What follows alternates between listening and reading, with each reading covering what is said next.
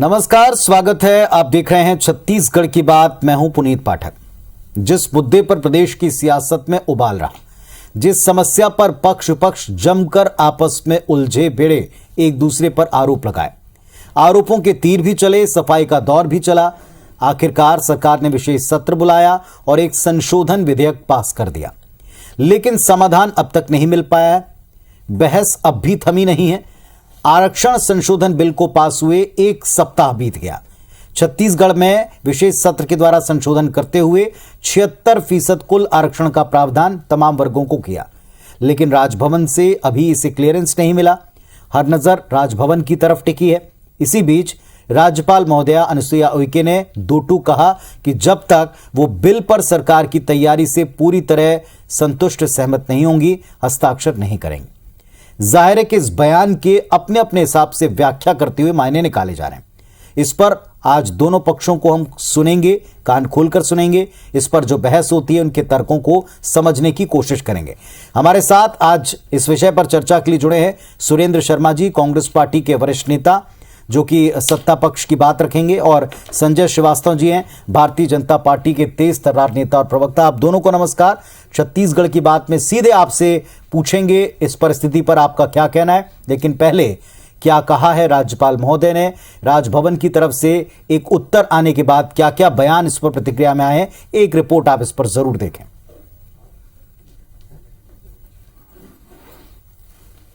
आगे अगर ये पास होता है तो रोस्टर आपके पास है कि नहीं, तकनीकी पूरी चीजों को मैं जब तक देख लूं, समझ लूं सरकार की क्या तैयारी है। आज मैं साइन कर दूं, कल कोई कोर्ट में चला गया तो। विधानसभा के विशेष सत्र से 75% आरक्षण संशोधन विधेयक को पारित तो कर दिया गया, लेकिन अब तक इसे राज्यपाल की मंजूरी नहीं मिल सकी। सप्ताह भर बाद भी यह कानून का रूप नहीं ले पाया है। राजभवन लगातार विधिक परामर्श ले रहा है।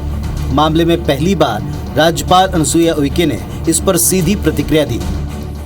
जब 58% के ऊपर अवैधानिक घोषित हो रहा है तो 76% पे क्या कर सकेगी सरकार, ये मेरा प्रश्न है। आप खुद सोचिए ना। तो इसमें 1% केवल ट्राइबल का मामला नहीं है, सभी के लिए है। आज मैं साइन कर दूं, कल कोई कोर्ट में चला गया तो सरकार से मेरा पूछना मेरा कर्तव्य है कि आपकी क्या तैयारी है। राज्यपाल जहां राज्य सरकार की तैयारियों को देखने के बाद विधेयक पर हस्ताक्षर करने की बात कहती हैं, तो कैबिनेट मंत्री लखमा ने तंज कसा कि कहीं न कहीं उन पर दबाव होगा। लास्ट पॉइंट यही बोल रहा हूँ कि कहीं न कहीं उसके ऊपर दबाव होगा। पहले इतना खुशी से मानने वाला, आदिवासी के बीच में जाने वाली, आदिवासी को उत्तर का बात करने वाला राज्यपाल है, इसलिए हम लोग इस उम्मीद में है। राज्यपाल भी महिला है। हालांकि कांग्रेस को उम्मीद है कि राज्यपाल जल्दी विधेयक पर हस्ताक्षर करेंगे, जिससे संबंधित वर्गों को आरक्षण का लाभ मिले। इधर विपक्ष का कहना है कि सरकार से विधानसभा में भी इसका आधार बताने की मांग की गई थी, तब भी सरकार के पास कोई उत्तर नहीं था। अब कम से कम राज्यपाल को इसका आधार बताना चाहिए। जिसकी जो जनसंख्या है, चाहे एसटी का हो चाहे ओबीसी का हो, जितनी जनसंख्या है उसके आधार पर उनको आरक्षण मिलना चाहिए। इसलिए हम लोग ने उसके डाटा अभी कलेक्ट किया है, उसी के आधार पर हम लोग ने माना है। उसमें किसी प्रकार से इस आरक्षण का लाभ से वंचित ना हो, इसलिए उसके सारे प्रावधान को और सारी लेखुना को समाप्त करके करना चाहिए। तो ये बात भी आई है, मुझे लगता है कि इसका स्पष्टीकरण देना चाहिए और इस बात को समझाना भी चाहिए। 2 दिसंबर को जो आरक्षण संशोधन विधेयक सदन में पास हुआ, उसके तहत आदिवासी वर्ग को 32%, अनुसूचित जाति को 13%, अन्य पिछड़ा वर्ग को 27% और गरीब सवर्णों को 4% आरक्षण का प्रस्ताव किया गया है। बहरहाल आरक्षण संशोधन विधेयक पर जिस तरीके से राज्य सरकार, राजभवन और विपक्ष के बयान सामने आ रहे हैं, उससे इतना तो तय है कि छत्तीसगढ़ में आरक्षण संशोधन के नए विधेयक को कानून बनने में अभी और वक्त लग सकता है। सौरभ सिंह परिहार, IBC 24, रायपुर। तो इस विधेयक के ऊपर मुहर लगने का इंतजार ताकि कानून बने, लोगों को लाभ मिले। कई नियुक्तियां इससे अटकी रुकी पड़ी हैं। तो आज के जो बड़े सवाल हैं, प्रमुख सवाल हैं, इन पर सीधे जुड़कर उत्तर लेते हैं बिना बाधा के। आप लोग पहले अपनी बात रखें, ओपनिंग स्टेटमेंट रखें। सुरेंद्र शर्मा जी, आपसे शुरुआत करते हैं। आज जो बार बार राजभवन की तरफ हम देख रहे थे, राजभवन की तरफ से, राज्यपाल महोदया की तरफ से एक उत्तर आया कि सरकार की तैयारी क्या है, कल को कोई इसे चैलेंज न कर दे, इसको लेकर क्या सरकार ने तैयारी कर रखी है। इस बयान को और इस प्रश्न को कैसे सत्ता पक्ष ले रहा है, क्या उन्हें उत्तर दिया गया है? देखिए पाठक जी, बात यह है कि छत्तीसगढ़ की सरकार ने विशेष सत्र बुला करके जो आरक्षण का प्रावधान किया है, जो विधेयक पारित किया है, उसके संदर्भ में विधानसभा में ही ये बात का जवाब दिया जा चुका है कि छत्तीसगढ़ में जनसंख्या के आधार पर 25% अनुसूचित जनजाति को, 13% अनुसूचित जाति को और 27% पिछड़े वर्ग के साथ साथ EWS के 4% लोगों को आरक्षण देने का प्रावधान किया गया। ये सारी चीजें छत्तीसगढ़ की जनसंख्या को देखते हुए, उसको बकायदा उसकी पूरी जानकारी लेकर के, उसके संख्यात्मक सारे विवरण को इकट्ठा करके ये विधेयक पारित किया गया है। अब जहां तक सवाल है कि महामहिम राज्यपाल जी का कहना यह है कि जब 58% के विधेयक को पूर्व में ही जब अपात्र घोषित किया जा चुका है हाई कोर्ट के द्वारा, ये 76% द्वारा कैसे पारित होगा? तो इसलिए पारित होगा क्योंकि अन्य कई राज्यों में भी इस तरह की परिस्थितियां निर्मित है और वहां पर लगभग इसी प्रतिशत में आरक्षण लागू भी है। तो हमें तो उम्मीद थी कि महामहिम राज्यपाल इसको तत्काल इसमें हस्ताक्षर करके इसको कानून का रूप देंगी, ताकि जिन आदिवासी समाज के बहुत सारे लोगों को और बहुत सारे लोगों को नियुक्ति पत्र दिया जाना है, उनका निराकरण जल्द से जल्द हो सके। शिक्षा के प्रवेश में जो जिन लोग उम्मीद लगाए बैठे हैं, उनकी समस्या का समाधान हो सके, मगर फिलहाल ऐसा होता हुआ नहीं दिख रहा है। तो हमारा कहना यह है कि महामहिम राज्यपाल हमारे राज्य की मुखिया हैं और उनको उनके वांछित तथ्यों से हमारे माननीय मंत्रीगण जाकर के अवगत कराएंगे और उनसे आग्रह करेंगे कि जल्द से जल्द इसमें हस्ताक्षर करें ताकि ये कानून बन सके। चलिए, आपने अपनी बात रखी है। संजय श्रीवास्तव जी, आपने उत्तर भी सुन लिया। सवाल विपक्ष से भी है। विपक्ष के द्वारा भी बात कही गई कि राजभवन को पता है, वो जब तक संतुष्ट नहीं होंगे तब तक नहीं कहेंगे। और आज इसी तरह का जवाब आने के बाद प्रदेश के कैबिनेट मंत्री कहते हैं कि वो पहले सहर्ष तैयार थी, संभवतः उन पर दबाव होगा। दोनों पर अपनी बात रखें। देखिए, आज के इस परिचर्चा में सबसे पहले पुनीत जी मैं इस बात को बहुत क्लियर कर दूं कि भूपेश बघेल की सरकार को इस आरक्षण के मामले में राजनीति कर रही है और राजनीति करनी पड़ सकती है, लेकिन महामहिम राज्यपाल जी को समाधान का कारक माना जाता है। वो समाधान निकालने के लिए तत्पर हैं और उनका जो वक्तव्य आया है वो समाधान कारक है कि आने वाले समय के अंदर में कहीं इस प्रकार की स्थिति फिर से निर्मित ना हो जो 19 सितंबर को सुप्रीम कोर्ट के माध्यम से सामने आई है। देखिए, ऐसा है, और जैसा कि उनका वक्तव्य मैं सुन रहा था, एक समस्या आती है। देखिए, ओबीसी आरक्षण का विषय तो 1 साल से है। आपने 1 साल में क्या पहल किया, तो भूपेश बघेल की सरकार बताने की स्थिति में नहीं है कि बगैर किसी तैयारी का आपने 27% आरक्षण की बात 1-1.5 वर्ष किया था, 1-1.5 वर्ष पहले किया था। लेकिन अभी जो समस्या सामने आई, जो 2012 से जो चल रहा था कि 32% का जो आदिवासी आरक्षण है वो घटकर 20% हो गया। और जैसा कि महामहिम जी को मैं सुन रहा था कि उन्होंने इस बात को कहा था कि ट्राइबल का जो आरक्षण है उस आरक्षण को आप 32% करने के लिए या तो विधेयक ले आइए या फिर विशेष सत्र बुलाकर चर्चा करिए। लेकिन इन्होंने पूरे प्रकरण को, चाहे ओबीसी का है चाहे अन्य वर्गों का है, कई वर्ग का तो कम कर दिया। जनरल का तो 10% का जो आरक्षण था उसको उन्होंने, क्वांटिफाइड डाटा की बात करते हैं, उसको उन्होंने 4% कर दिया है। यह भी सत्य है कि हम समाचार पत्रों में देख रहे हैं कि विभिन्न संगठन उनके पास में जाकर अपनी आपत्ति दर्ज करवा रहे हैं अन्य आरक्षण वर्ग को। मुझे लगता है किसी भी सरकार के मुखिया को या किसी भी चुनी हुई सरकार प्रदेश की जनता के लिए, भले वो प्रतिशत की मात्रा में कितना भी प्रतिशत हो, सबको संतुष्ट करने की भावना होनी चाहिए। या सबका यदि कोई सवाल आता है तो उस पर कहीं ना कहीं जवाब आने की आवश्यकता है। आज पूरे प्रदेश में सबसे बड़ा आंदोलन यदि हो रहा है तो सर्व आदिवासी समाज का हो रहा है। पहली प्राथमिकता इनकी यह होनी थी कि सर्व आदिवासी समाज के आरक्षण की स्थिति को वो क्लियर करे। लेकिन बहुत सामान्य सी चीज है कि यदि आज 2 महीने पहले 58% पर यदि कहीं कोई रुकावट आती है तो 76% पर कहीं कोई रुकावट की स्थिति न बने। आपको राजनीति करना है, आपको चुनाव में करना था, आपने 2 दिन पहले कर दिया। 5 तारीख को मतदान था, 2 को पहले कर लिया। राज्यपाल जी को कोई चुनाव नहीं लड़ना है, या राज्यपाल जी महामहिम राज्यपाल जी को राजनीति से कहीं कोई मतलब नहीं। ये आपका राजनीति कि आप आरोप लगा रहे हैं कि आपके ऊपर दबाव होगा, लेकिन मुझे ऐसा लगता है कि सरकार के पक्ष को कंट्रोल रखना चाहिए कि महामहिम पर हम क्या आरोप लगा रहे हैं। ठीक है, उनकी मानसिकता। चलिए, मेरे सवाल का इसलिए हिस्सा था कि विपक्ष को क्या लगता है दबाव को लेकर के, क्या आपका रुख है? चलिए, आपने अपनी बात रखी। सुरेंद्र शर्मा जी, 2 बातें जो उत्तर में भी छिपी हैं और जो राज्यपाल महोदय के बयान में भी छिपी हैं, वो ये कहते हैं कि उन्होंने आदिवासी आरक्षण 32% हो, इस पर तत्काल सहमति जताते हुए सिग्नेचर की बात की थी। अब ये सब वर्गों की बात है, एक बात। दूसरी बात ये भी कहा जा रहा है कि कई सारे वर्ग हैं, कई सारे संगठन हैं जो उनके पास पहुंचकर अपनी बात कह रहे हैं और सरकार से जवाब उनको चाहिए। देखिए, सबसे पहली बात यह है कि महामहिम राज्यपाल के पास चूंकि आदिवासी लोग गए थे, ऐसा उनका कहना है, और उनके आरक्षण को प्राथमिकता देती है, ये अलग बात है। मगर छत्तीसगढ़ की सरकार, जो सभी की सरकार है, पर उसको अनुसूचित जाति, आदिवासी, तमाम पिछड़े वर्ग के लोग, तमाम हर तरह के लोगों का प्रतिनिधित्व करती है। और हमारी मंशा पहले से भी 27% पिछड़े वर्ग को आरक्षण देने की थी। तो जब एक विधेयक पारित हो रहा है, तो उस विधेयक पारित में करने में ये बात निश्चित है कि सभी वर्गों का ध्यान रखा जाएगा, और सभी वर्ग के लोग जो मिल रहे हैं वो भी इसी उम्मीद से मिल रहे हैं कि हमको जो न्याय मिला है ये लगातार बना रहे। तो ये इसमें कोई समस्या वाली बात नहीं है। बात दरअसल ये है कि राष्ट्रीय स्तर पे जो संविधान की जो धाराएं हैं, उसमें ये जो 76% का आरक्षण लागू करने के लिए सरकार ने जो डाटा इकट्ठा किया है और जो तथ्य प्रस्तुत किए हैं, उन तथ्यों के आधार पर छत्तीसगढ़ में ये विधानसभा में विधेयक पारित किया गया और सर्वसम्मति से पारित किया जी। भारतीय जनता पार्टी ने भी उसमें सहमति दी है, अन्य दलों ने भी सहमति दी है।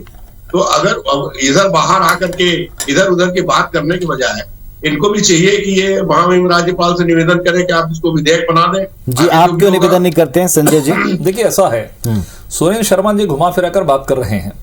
बहुत सीधी सी बात है कि आप संख्या के आधार पर, एक तो आपने कहा कि बहुत सारी जगह है, मुझे लगता है कि एक आध स्टेट भी आप नहीं बता पाएंगे कि कौन से स्टेट्स में जो 76-80% का आरक्षण चल रहा है। यदि आप बता दें तो अच्छा होगा। दूसरा विषय यह है कि आप तमाम प्रकार की जनसंख्या के आधार पर यदि आरक्षण के विषय को लेकर भी आते हैं कि किसकी जनसंख्या है, लेकिन अधिकतम सीमा जो निर्धारित है उसमें कहीं कोई परिवर्तन नहीं है कि 50% से ज्यादा आप किस तरीके से लाएंगे। और शायद यही आपत्ति 58% में रही कि 58% नहीं, उसकी अधिकतम जो सीमा है वो 50% है।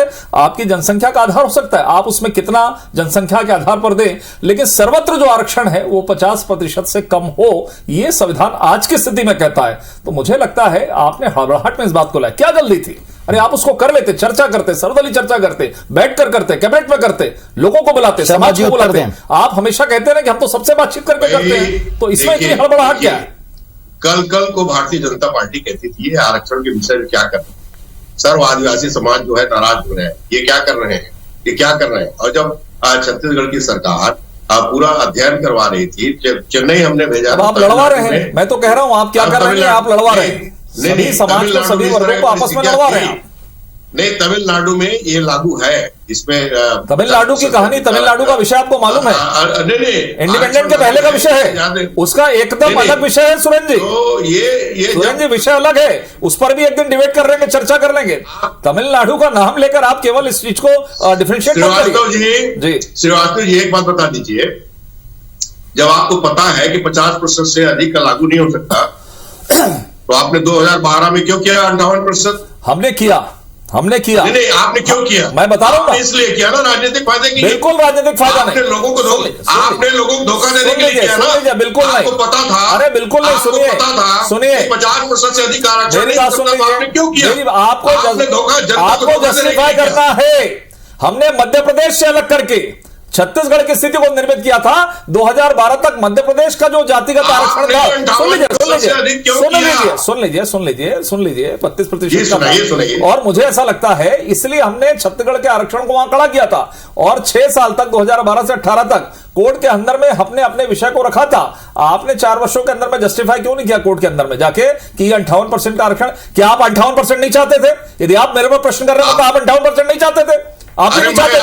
आप केवल नहीं, प्रति प्रश्न ये है, प्रति प्रश्न ये है कि 50% से अधिक नहीं हो सकता, तो आपने 58% पारित क्यों किया? प्रति प्रश्न ये सुनिए, आप सुनिए, आप ये मुझे बताइए, जब सवाल 76% क्यों नहीं हो सकता? हमारी सरकार थी, हमने उसको जस्टिफाई किया किसी भी तरीके से लाकर।